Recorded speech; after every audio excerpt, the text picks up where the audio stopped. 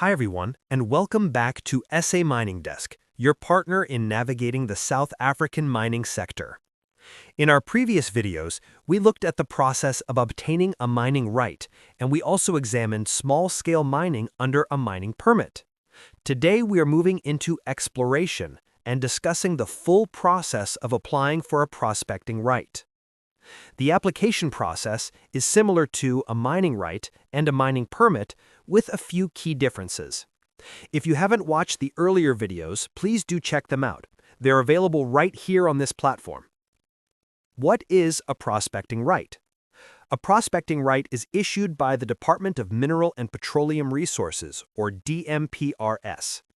It authorizes the holder to conduct studies on a specific area for a specific mineral to determine whether the mineral exists, its quantity and quality, and whether mining the mineral could be economically viable. A prospecting right is valid for 5 years and can be renewed once for a further 3 years, giving you a total of 8 years of prospecting activities. There are 2 types of prospecting rights: prospecting right without bulk sampling, prospecting right with bulk sampling, which allows you to remove mineral-bearing material in approved quantities for further analysis or market testing. Unlike a mining right, there are no social obligations attached to a prospecting right. There is no empowerment requirement. The right is seen as a future potential asset, not an active mining operation. While prospecting is an important step that can lead to a mining right, it is not compulsory to prospect before applying for a mining right. 2 key laws regulate the prospecting right process: the Mineral and Petroleum Resources Development Act, MPRDA, and the National Environmental Management Act, NEMA. When you apply for a prospecting right, you must apply simultaneously for an environmental authorization, or EA. As with the other rights, the process is broken into 6 phases, which we'll go through step by step. Phase 1. Preparing the application and research. This phase is very similar to applying for a mining right. You must conduct your research, which includes identifying possible locations of the mineral, analyzing the land, and preparing all required documents. Documents required. You must still submit Regulation 2.2 Plan, Environmental Screening Report, Company Documents or ID, Proof of Access Financial Resources, Proof of Access Technical Competence. However, unlike a mining right, you are not required to submit a Social and Labor Plan, or SLP, or a Mine Work Program, or MWP. Instead, for a prospecting right, you must submit a Prospecting Work Program, or PWP. The PWP outlines proposed prospecting activities, methods to be used, timelines, budget and expenditure, and, if applicable, details of bulk sampling: what will be removed, how much, where, and why. Templates for PWPs with or without bulk sampling are available on the DMPRS website. Application fee. The application fee is 2,500 Rand. 500 Rand for the prospecting right, 2,000 Rand for the environmental authorization. This may increase depending on your proposed activities. It is much lower than the 11,000 Rand mining right fee and slightly higher than the 2,100 Rand mining permit fee. This completes Phase 1. Let's move to Phase 2. Lodging the application. Like all other applications, prospecting rights are lodged online through the SAMRAD system. Once lodged, the application proceeds to Phase 3. Phase 3. Preliminary assessment. DMPR has 14 days to either accept your application or reject it. You will receive an acceptance letter with instructions or a rejection letter explaining the reasons. If accepted, DMPR still publishes a notice inviting public comments on your application. You must conduct consultations following the same principles discussed in the previous videos. Prospecting rights follow the same queue system as mining rights. If there is already an accepted application for the same mineral and land, all later applications are blocked and rejected until the first one is decided. This differs from mining permits, where the second application can be held until the first one is finalized. A prospecting right application typically takes around 8 months to finalize, assuming no objections or appeals. Once accepted, your application moves to Phase 4. Mid-assessment of the application. Different units within the DMPR assess your application for environmental compliance, compliance with the prospecting work program, outstanding prospecting fees. Let's break these down. Environmental compliance. Similar to other applications, you must appoint an environmental assessment practitioner, EAP, to compile the required reports. For prospecting without bulk sampling, the EA process is usually a basic assessment, or BAR.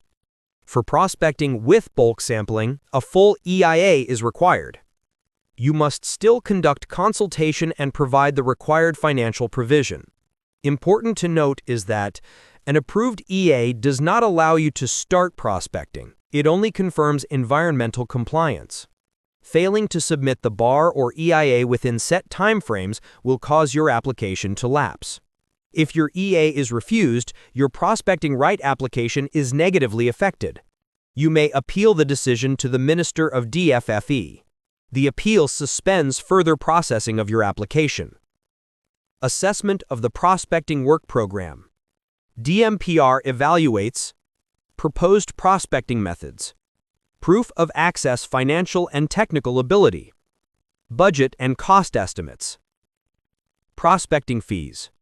If you hold other prospecting rights, all outstanding prospecting fees on those rights must be paid. Failure to do so may negatively affect your new application. All these processes run concurrently, but environmental compliance usually takes the longest. You will receive instruction letters from different DMPR units. Always respond on time. The outcomes of these steps determine whether you move to Phase 5. Final assessment. DMPR now decides whether to grant or refuse your prospecting right. If refused, you receive a refusal letter with reasons. You may lodge an internal appeal if not happy with that decision.